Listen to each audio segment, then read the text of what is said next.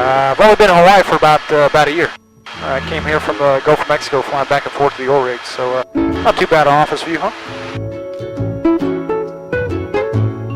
There's lots of fun stuff to learn about the island. For instance, at least the sources I've read indicate that most places you look, if you wanted to find out how many volcanoes the Big Island's made of, most sources would say 5.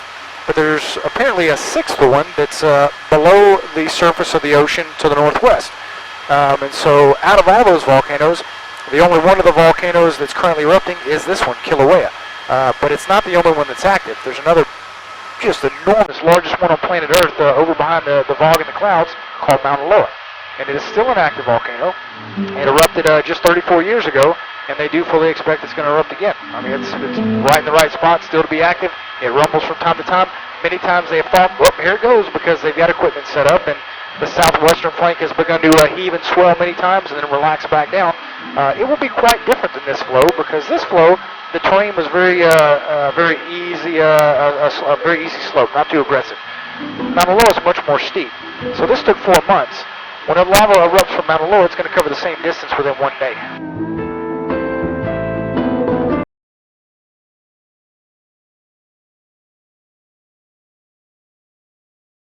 So what we've got taking place out here is we've got Pu'u'oho about 130 off the right-hand nose of the aircraft. We've got a lava tube that Pu'u'oho has formed. It's crossing the lava fields. You can see the little line of steam. That's lava flow 61G, and it entered the ocean probably about 6 months ago now. Just off our nose is where about 1,000 gallons per minute of lava is pouring into the ocean. So we're probably going to start off by going down to the ocean first. We'll find out here in a second. And then zigzag our way back up to the vent.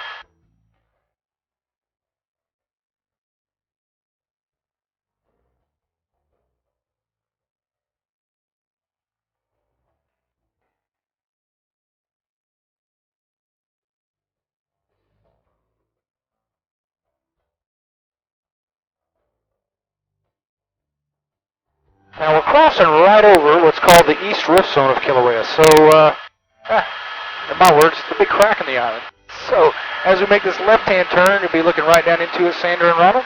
And you can kind of see it's camouflaged very well by the rainforest. I'm going to make an immediate right turn, Lewis, looking out your door. You'll see how it continues out to the west. Now, if we took a right-hand turn and flew up it, we'd cross Pu'u'oho and the other vents out behind and eventually make our way up to the summit of Kilauea, to the overall Kilauea caldera, where Halemaumau is also active. Not flowing out of Halemaumau from the top, but it's bubbling and smoking. If we took a left-hand turn down the rift, that would take us right down to the southeastern tip of the island, down to Cape Kumakai. Now, the rift doesn't stop there. It does continue far out into the ocean.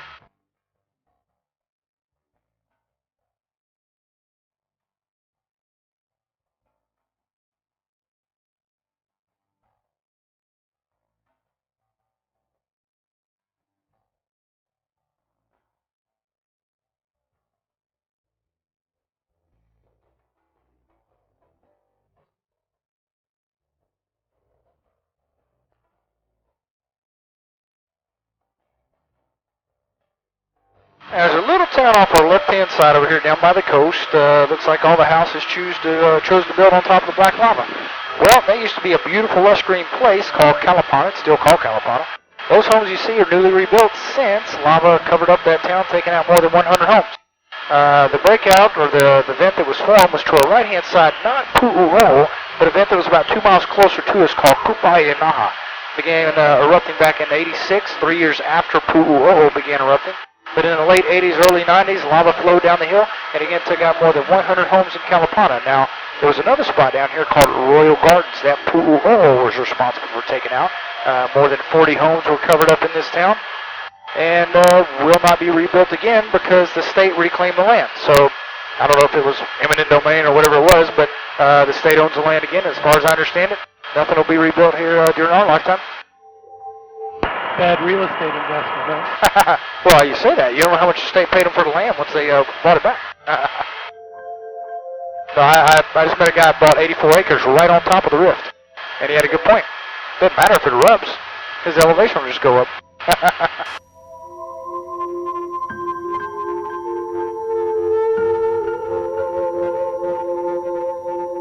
Now we're going to start out by going right down to that tremendous steam plume off our nose, which is where, again, that lava's flowing into the ocean. again at about 1,000 gallons per minute is the last number that I heard. So this had actually created a new 18-acre addition to the island, a shelf, a bench, whatever you might call it there, which on New Year's Eve at about 3 o'clock began to crack and fracture, and within 2 hours it disappeared down into the ocean. Additionally, some shoreline has collapsed in behind that, bringing the total at this point, they say, above 30 or 34 acres somewhere.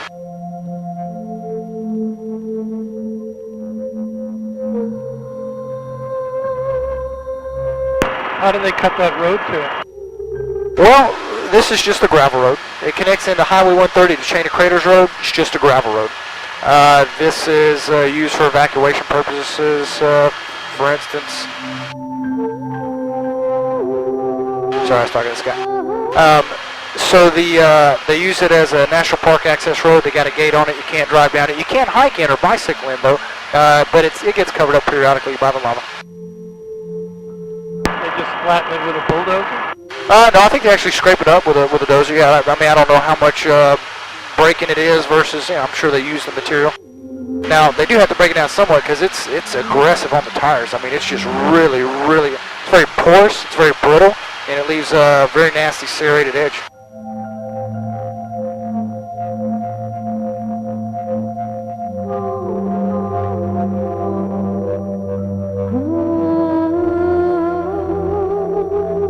That's a beautiful shot. So the steam kind of covers up the lava sometimes, but you can see it periodically right through the middle of the steam plume, and you can see those explosions that are happening as that lava enters the ocean.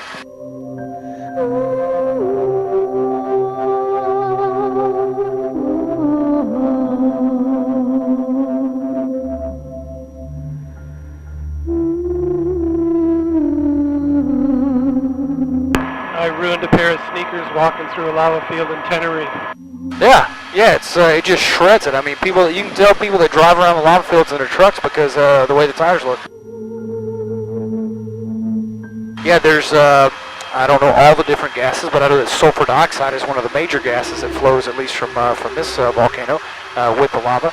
As it escapes, as the lava cools down, it leaves a lot of pores and holes in the lava, which again create kind of perforated situation where it breaks very easily, and it's very sharp material.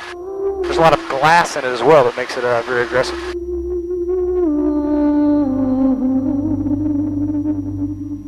Now, if the lava was flowing out on the land and cooling a little bit slower, it would create additional land.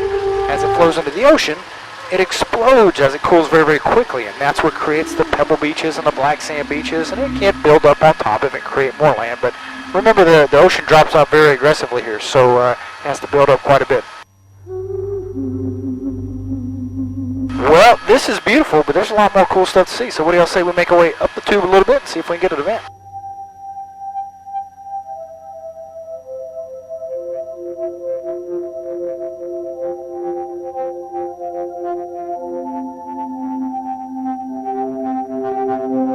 Now, as we climb the hill, lots of beautiful shades of color from all the different materials and the metals and the minerals and whatnot. Two very distinct textures of lava. We've got most of it looks kind of like a pan of brownies, kind of wrinkly, a little bit cracked up. That's called pohoihoi. They say that texture is created when the lava flows and cools from about 2,000 degrees Fahrenheit. The rough rocky patches that you see are created when the lava cools down a little bit to about 1,500 degrees Fahrenheit, because some of the metals and the ores begin to solidify. It begins to form rock chunks as the river of lava flows, gives it a very rough texture.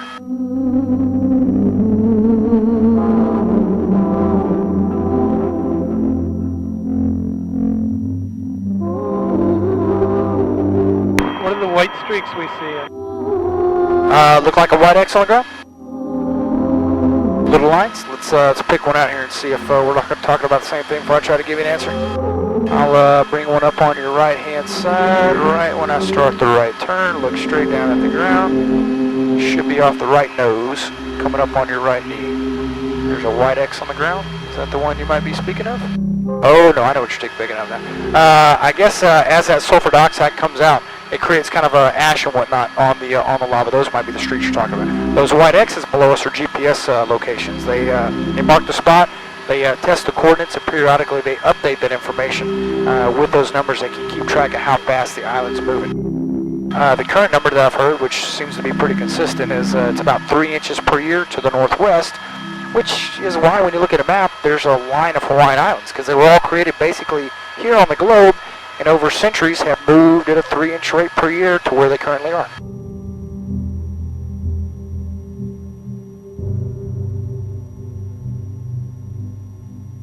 Is there any wildlife that lives out here now? Well, not that I'm aware of in the lava fields. However, if we landed, we'd see down in the cracks and crevices lichen growing and mosses growing and then little ferns popping up. You can see Ohia's trees just to the left here starting to come back. Around the lava fields and even in some of those green patches of trees coming up the field called kipukas, we got a lot of wild pigs. Matter of fact, the kipuka right next to the lava flow